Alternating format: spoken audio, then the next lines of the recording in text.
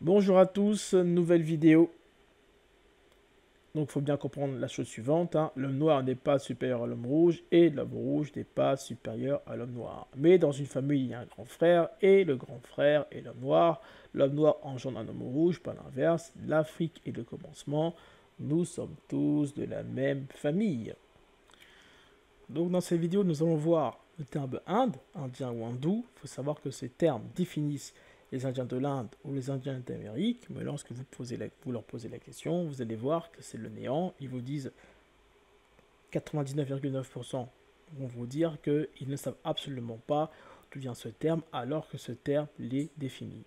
Ensuite, le terme arabe. Nous avons vu déjà que les Arabes sont originellement noirs. Si vous demandez à un arabe aujourd'hui que veut dire le terme arabe, c'est le néant, ou il va vous répondre que c'est celui qui habite en Arabie, mais vous allez voir que ça va au-delà de tout cela. Donc, nous allons voir différentes sources pour essayer de voir si étymologiquement nous avons des choses, et nous irons voir les langues originelles qui vont vous expliquer en profondeur que veulent dire ces deux termes. Bonne vidéo. Donc, première source Wikipédia, étymologie, du terme Inde, le plus facile. Le nom du pays Inde est dérivé de la version en persan hindou du mot sanskrit hindou, l'appellation du fleuve hindou en sanskrit. Ensuite, rien d'intéressant. Donc, on voit bien qu'ici, il y a un petit problème. C'est que déjà, étymologiquement, on nous apprend juste que c'est un fleuve, ok. Mais ça ne nous apprend pas du tout que veut dire le fameux terme hindou ou le terme sindou. Pour l'instant, c'est le néant. Deuxième source. Donc deuxième ligne, parce que la première ligne, nous l'avons déjà lu tout à l'heure. Le nom a été utilisé en persan ancien, hindou, et en grec, India, puis en latin, India. Donc pas grand-chose. Hérodote parlait du pays indien et un indien. Bon, rien du tout. Donc on va aller dans le latin Inde ou Hindoustan. Inde en persan dérive également du nom Sindh, Hindoustan ou Hindoustan avec le suffixe stan signifiant pays. Bon là, on apprend que stan. Donc dans Hindoustan, stan veut dire pays, mais on ne nous apprend toujours pas que veut dire le terme hindou. Et la suite, c'est pareil. Il n'y a pas grand-chose. Donc là, vous voyez bien que les sources n'arrivent pas à définir ce fameux terme Inde, alors que c'est des choses qui définissent à la fois les Indiens de l'Inde et les Indiens d'Amérique. Donc nous allons appliquer ce que nous avons appris précédemment. Donc souvenez-vous, les racines consonantiques, c'est-à-dire l'écriture hiéroglyphique, c'est-à-dire les langues africaines. Donc le terme Inde est composé de la manière suivante. Si on décompose ces consonnes, c'est ND, donc racine consonantique ND. On vous rappelle des bases. Le N est égal au M. Donc quand vous dites temps, avec un T à la fin, que vous dites temps avec un T à la fin ou temps avec PS à la fin, vous voyez bien que lorsque vous prononcez, c'est la même chose. Et nous avons pris également un autre terme, le terme sombre. Donc le terme sombre s'écrit avec un M, mais se prononce N. Donc le M est égal au N. Donc rentrons dans le vif du sujet. Les langues anciennes, les langues hiéroglyphiques, indo, le lingala, obscur, noir, brun, foncé, sombre. Racine ND.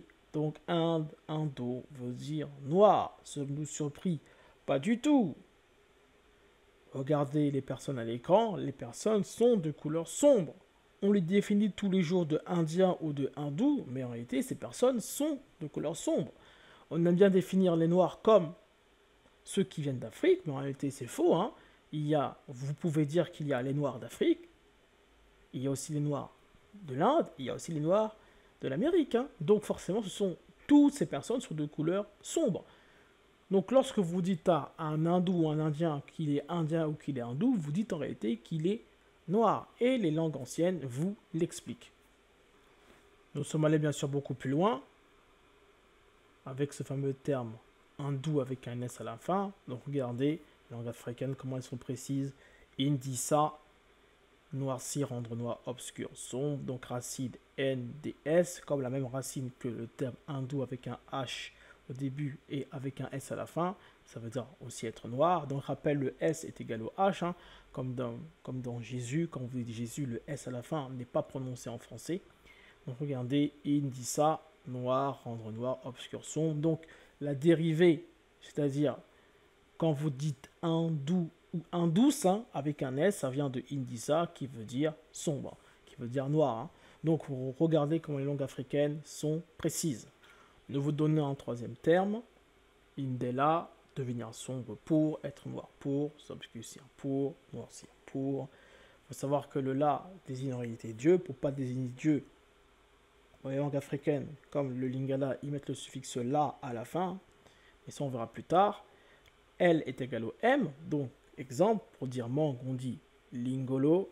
Au pluriel, ça passe à mangolo. Donc, le L est égal au M. Hein, et le M est égal au N. Ça, on sait. Donc, Indela est composé de la racine suivante NDL.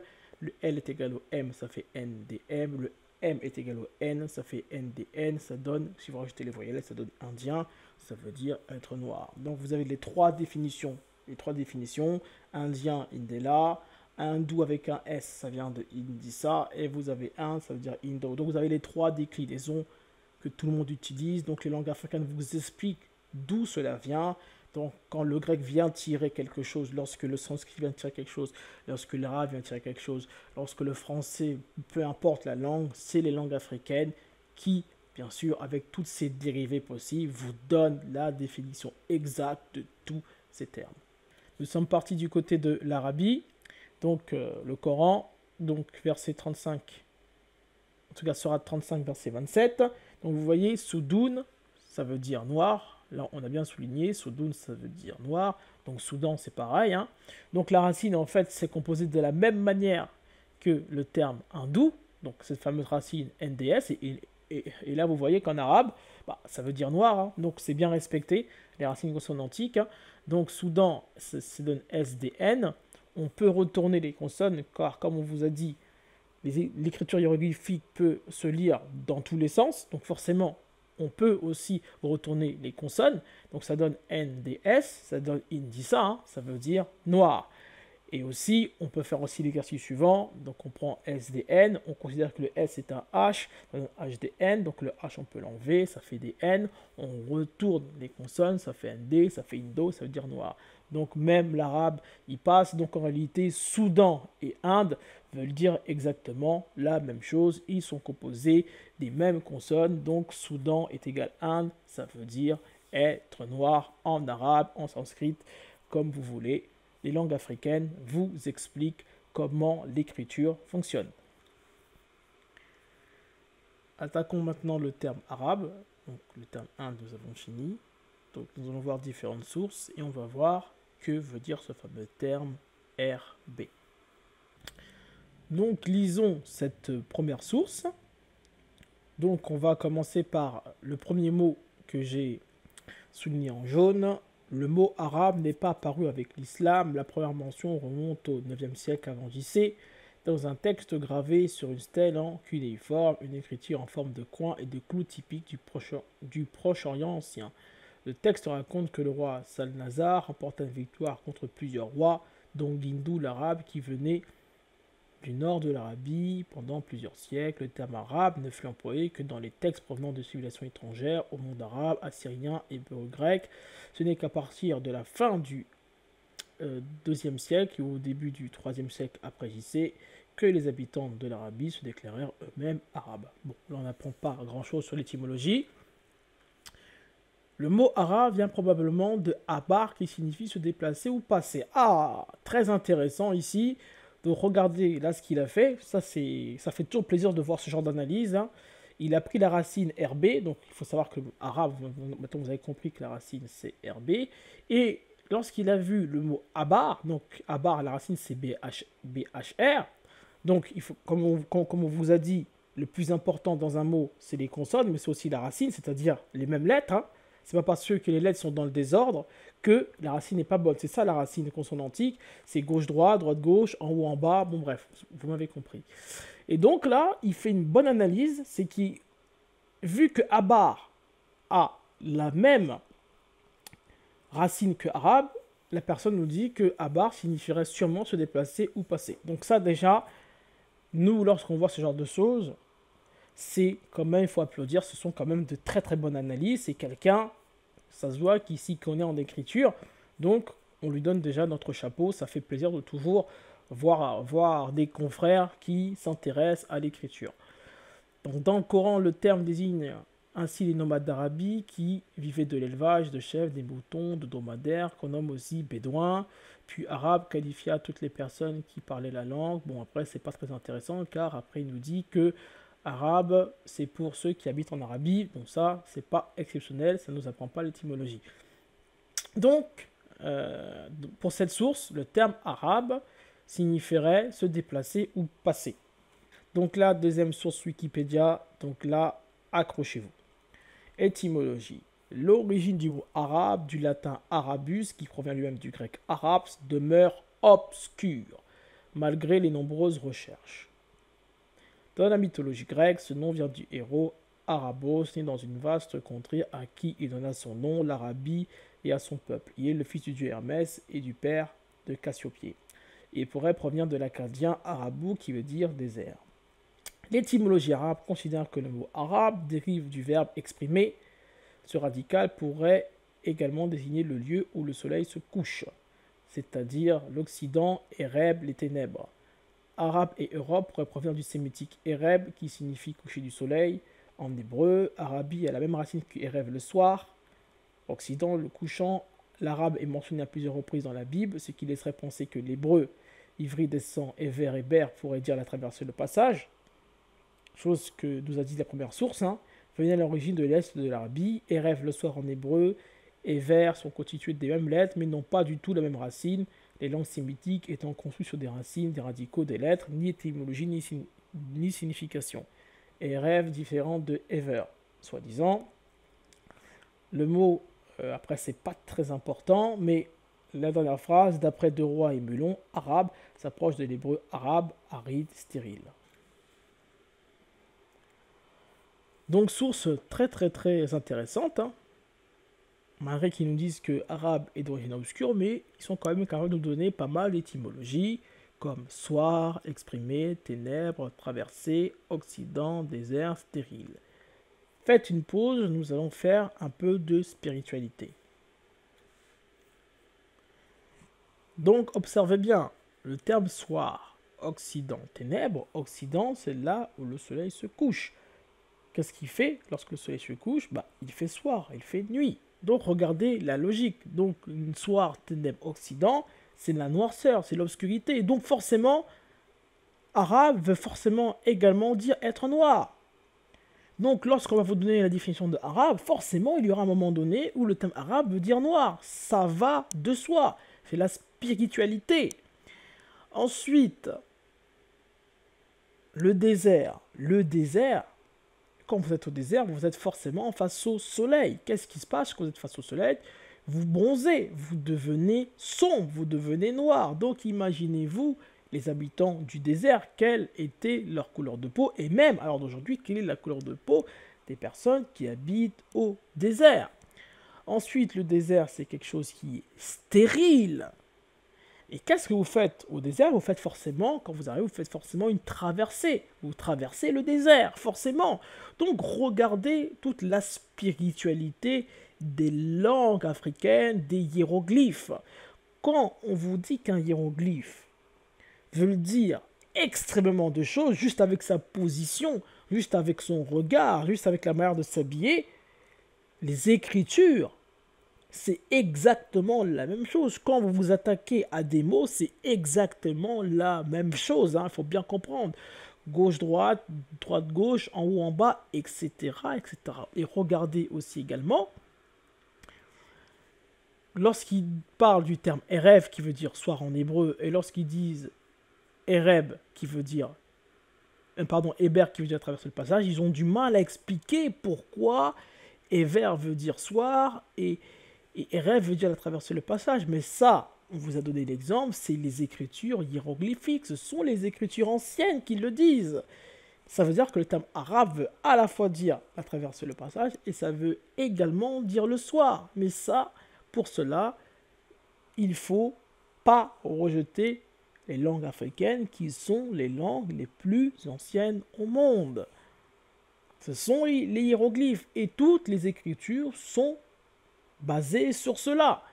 Et en rejetant cela, forcément, niveau compréhension, vous ne pourrez pas atteindre, entre guillemets, le Saint Graal si vous rejetez la langue la plus ancienne au monde, alors que toutes les écritures sont basées sur les écritures hiéroglyphiques, c'est-à-dire l'écriture des consonnes.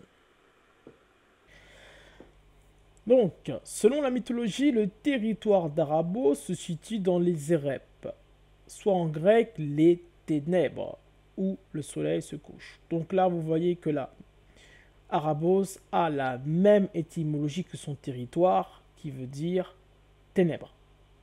Donc déjà, on vous dit en grec que Arabos est égal à ténèbres. Donc les ténèbres, c'est égal à nuit, sombre, c'est-à-dire noir. Ensuite, source biblique. Donc là, vous voyez, le terme arabe signifie un mêlé, un habitant de l'Arabie, un habitant du désert. Encore le terme arabe, bibliquement, donc là, celle-ci nous dit habitant du désert, donc là, on n'avance pas trop, c'est la même chose que tout à l'heure. Regardez encore une autre source biblique, hein. Arabe, se faire tard, devenir sombre, donc la soirée, tard, soir, disparaître. Donc les mêmes termes que nous avons vus tout à l'heure dans la source de Wikipédia. Et ensuite, encore le terme arabe, il signifie beaucoup de choses. Regardez, bibliquement, en hébreu, gager, échanger, hypothèque, engagement, occuper, entreprendre, donner des garanties, être en sécurité, donner en gage, répondre, faire une convention, mêler, engager, se mêler, garantie, partager, secourir, échanger, s'occuper. Nous sommes allés un peu plus loin, c'est que nous sommes partis dans le Coran. Nous savons que ce sont les Arabes qui sont à l'origine du Coran. Donc nous sommes partis voir le Coran et nous avons relevé tous les termes où il y avait le nom arabe, où le nom arabe figure. Donc soyez très attentifs, car là c'est de la haute spiritualité. Il faut savoir que les Arabes se définissaient comme Kam. Nous l'avons vu dans la vidéo qui a été supprimée par YouTube, pour ceux qui l'ont vu. Hein. Donc Kam veut dire l'homme noir. Donc nous avons affaire à un livre également qui appartient à l'homme noir. Donc quand vous avez un livre qui appartient à l'homme noir, qui est d'écriture ancienne, il faut faire très attention car vous avez affaire à une écriture hiéroglyphique, c'est-à-dire une écriture qui est cachetée. Ça veut dire que la compréhension d'une phrase est beaucoup plus complexe qu'un livre que vous prenez dès lors d'aujourd'hui. Hein. La spiritualité va très loin. Nous l'avons déjà vu avec les hiéroglyphes. Hein. Donc quand vous prenez un hiéroglyphe, ça va très très loin. Donc le Coran et la Bible, c'est exactement la même chose puisque ça appartient à l'homme noir. Donc ça appartient aux hommes les plus anciens au monde. Et donc, quand vous abordez ce genre de livre ancien, africain, il faut bien saisir que la spiritualité dépasse souvent, même tout le temps, dépasse les traductions. Ça, il faut bien comprendre. C'est pour ça que les savants n'ont pas accès à toute la spiritualité. Et c'est pour ça que vous verrez que si vous regardez le Coran, si vous regardez les hiéroglyphes, si vous regardez des écritures cunéiformes, si vous regardez aussi des écritures bibliques, vous verrez souvent d'origine inconnue, d'origine étrangère, car ils ne savent pas, car ça relève de la haute spiritualité, de la haute sagesse, car ce sont les écritures qui sont africaines. C'est-à-dire que un mot, une phrase, une définition, ou tout ce que vous pensez comprendre, ça va au-delà. Ça a 3, 4, 5, 6, 10, 15, 20, 34 définitions, car c'est vraiment très complexe. Ok, donc, quand vous relevez un mot dans une phrase du Coran, de la Bible, même dans les hiéroglyphes, il faut savoir que les mots qui sont à droite et à gauche définissent également le mot que vous cherchez. Donc, dans une phrase, quand vous observez le terme arabe, par exemple, le mot qui est à droite et à gauche, vous verrez qu'ils ont la même étymologie que le terme que vous voulez rechercher. Donc, c'est pareil que les hiéroglyphes, hein, bien sûr. quand vous voyez des hiéroglyphes qui sont tous rassemblés, qui veulent dire par exemple Amon, par exemple si vous allez voir la définition de la divinité, ce que vous appelez Amon, vous allez voir que l'égyptologie, eux, vont définir une lettre pour le M, une lettre pour le N, mais en réalité, toute l'écriture hiéroglyphique, en réalité, veut dire MN. C'est ça que ça veut dire, les écritures hiéroglyphiques. Comprenez-le très bien, ça va vous servir vraiment pour plus tard. Donc, les mots associés au terme arabe, il y a Coran, langue, raisonnée, il y avait aussi livre, mais on ne l'a pas mis, car le livre, c'est Coran, donc on ne l'a pas mis. Et donc, on va juste faire un petit aparté pour vous donner un aperçu de ce que l'on vous a dit. Donc là, c'est un petit aparté. Donc, Coran, ou Coran avec un K, donc le N est égal au M, ça on l'avait déjà vu. Le K est égal au H. Exemple, quand vous dites Christian avec un K ou un C, peu importe, hein, le H peut être considéré comme un K.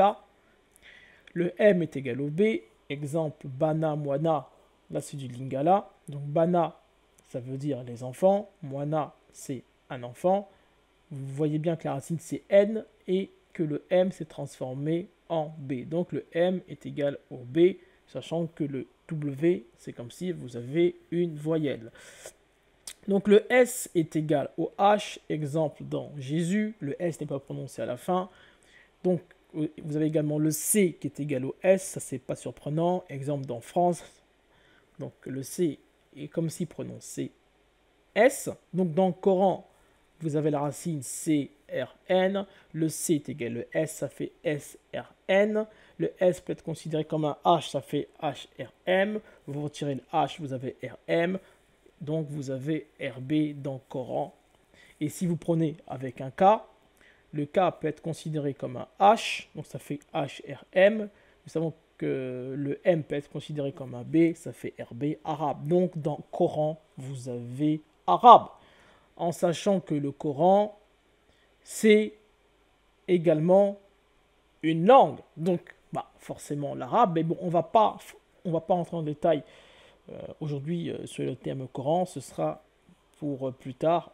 On n'a pas envie de vous embrouiller mais l'esprit avec tout cela, mais vous voyez bien que les langues originelles, entre guillemets, l'écriture consonantique, quand vous avez la pleine maîtrise de tout ça, il y a des choses où vous commencez à prendre, entre guillemets, vous marchez un peu sur des œufs, car là, c'est là que vous comprenez l'ampleur des hiéroglyphes, l'ampleur du Coran, l'ampleur de la Bible, et maintenant, vous faites attention lorsque vous parlez, car, comme je vous ai dit, c'est une écriture exceptionnelle qui relate vraiment d'un très très haut niveau, et comme je vous ai dit, ça fait très peur.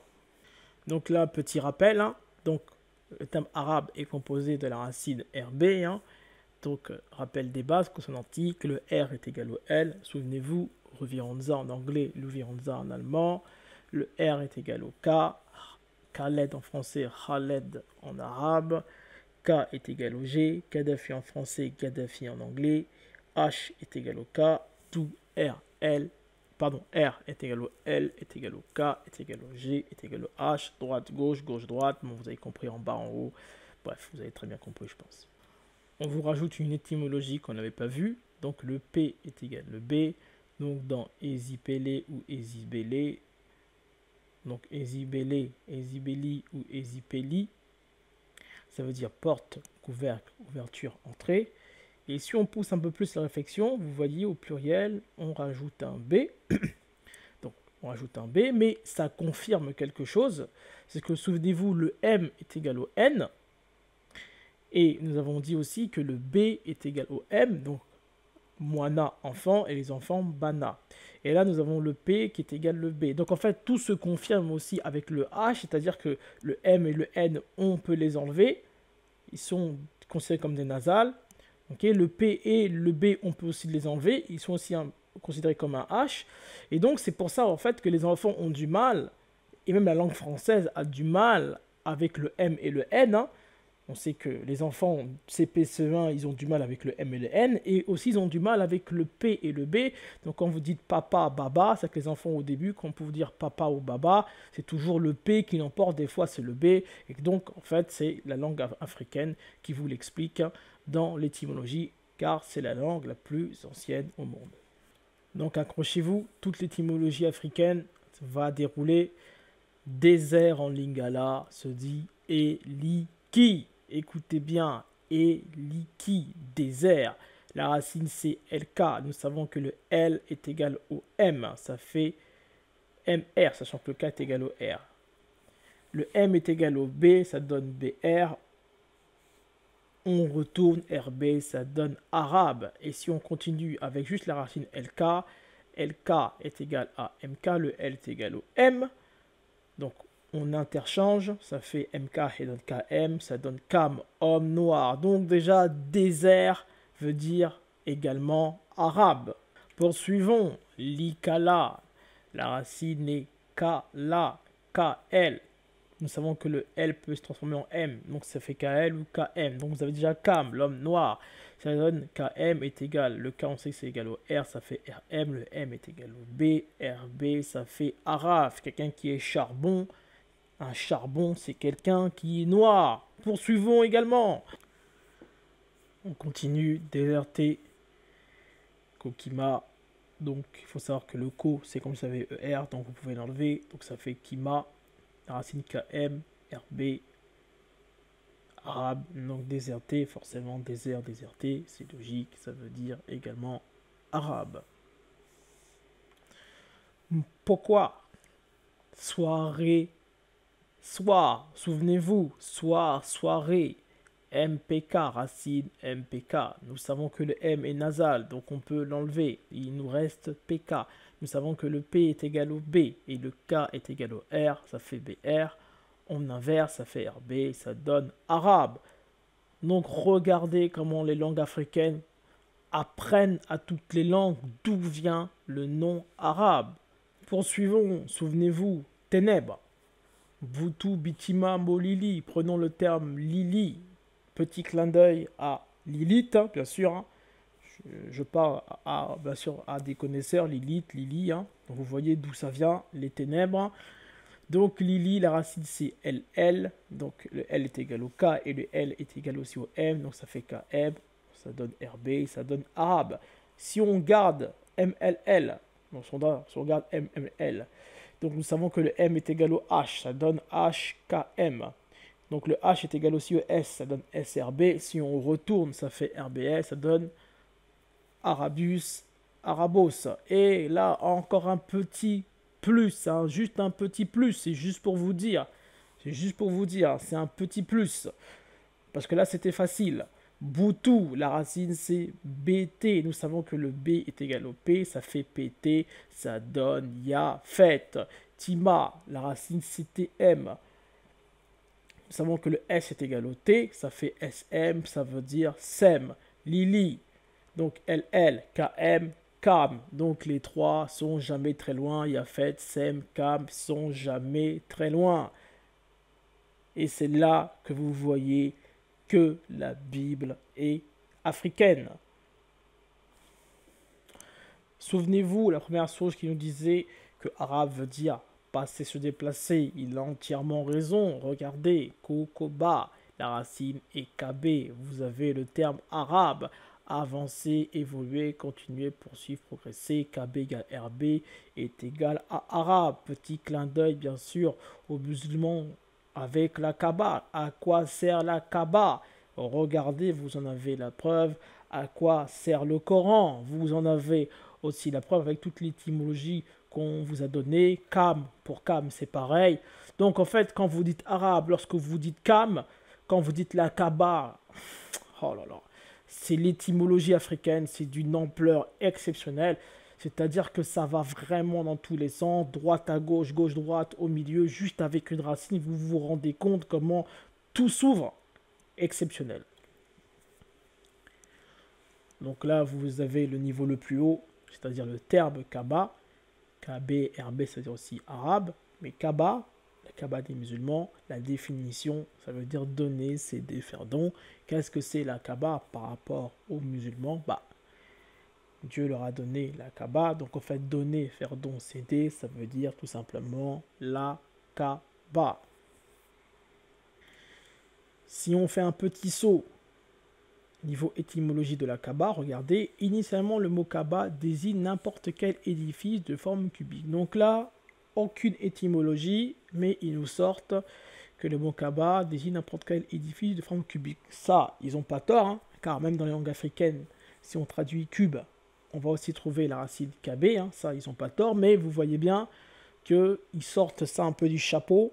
Donc sans aucune étymologie, ils nous sortent que ça veut dire cubique, ils n'ont pas tort, hein, mais vous voyez bien que c'est une langue qui ne leur appartient pas du tout.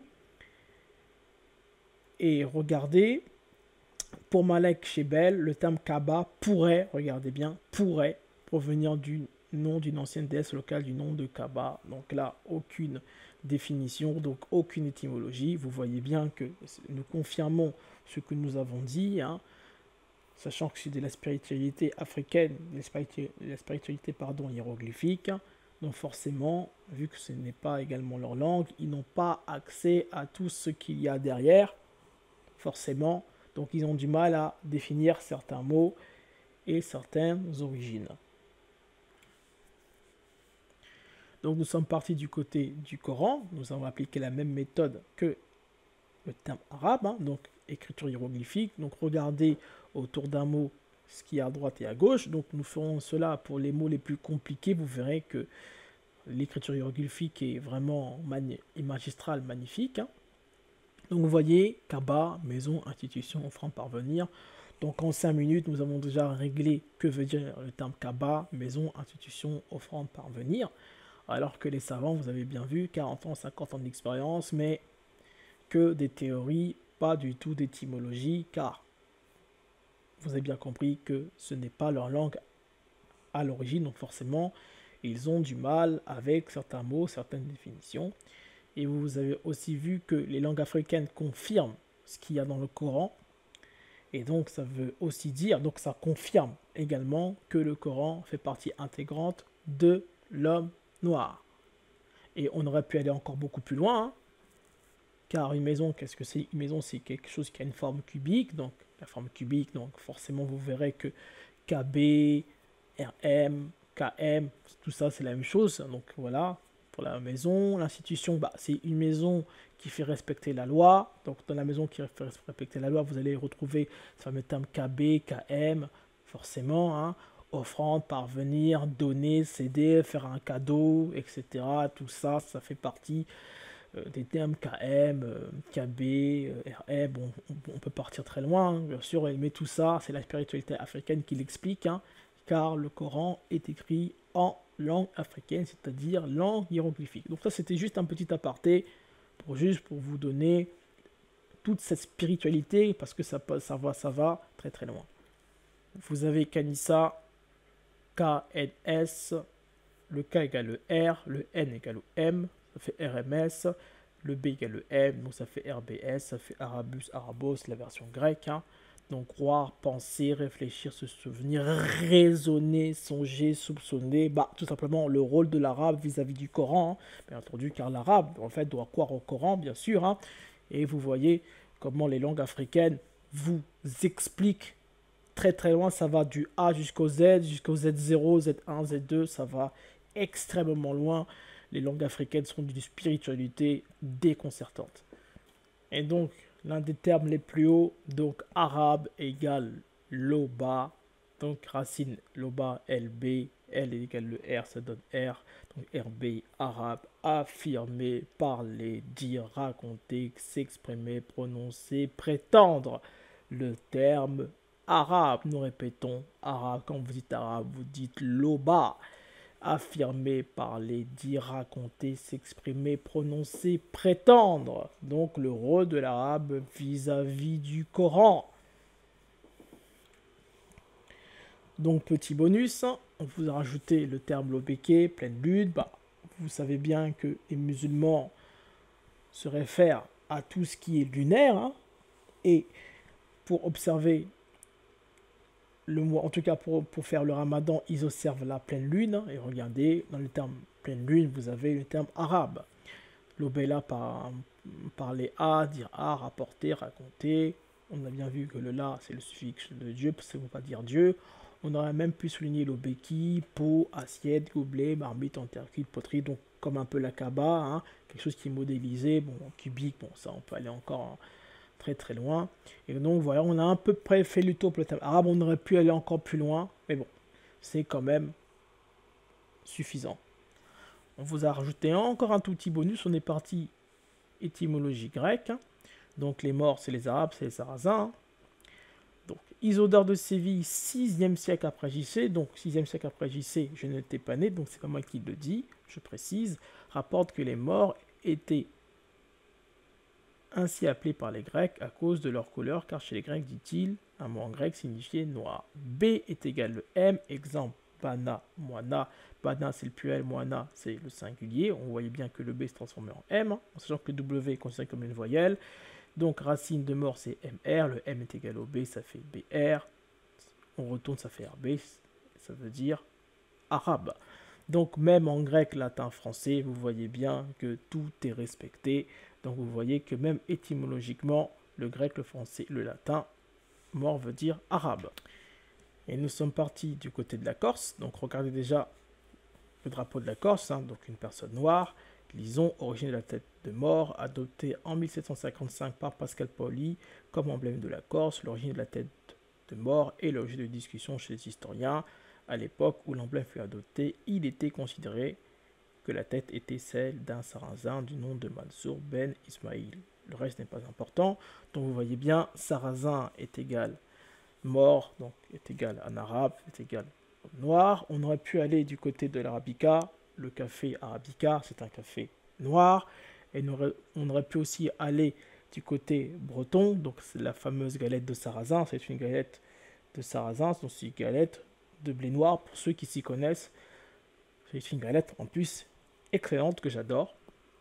Donc vous voyez que même l'étymologie, là tout à l'heure on vous a donné l'étymologie exacte du terme arabe, mais même dans la vie de tous les jours, les simples mots vous disent en réalité le sens des termes. Hein. Donc sarrasin, mort, arabe, arabica. Donc si vous voyez, c'est juste des termes qui sont juste à côté de vous, qui vous donnent les réponses. Et c'est bien sûr simple à trouver et à chercher quand on ne veut pas dissimuler la vérité. Tout est à portée de main. Donc, récapitulons, qu'est-ce que nous avons appris alors d'aujourd'hui? Nous avons appris que le terme Inde vient du terme Indo, qui veut dire noir sombre, la racine ND. Le terme arabe vient du terme Loba, la racine RB, KM, KB, tout ce qu'on a vu, hein, être noir, affirmer, parler, désert, pleine lune, traverser, donner, offrir, etc., etc. On aurait pu aller un peu plus loin sur le terme ND. Donc si on aurait poussé un peu le bouchon un peu plus loin pour le terme ND, on se retourne, ça fait des N. Le N est égal au M, vous avez l'habitude, hein, ça fait des M. Le D égale le S, c'est égal le T égale le Z, donc ça fait SM, TM, ZM. Hein. On a pris pour le terme DM, on a pris Adam. Donc imaginez-vous, là on vient juste d'étudier le terme Indo, donc déjà, ça voudrait dire que Adam est noir, hein, donc ça, comprenez-le bien. Sem, pareil, mais Sem, vous l'avez déjà deviné, car déjà Sem, c'est le frère de Cam.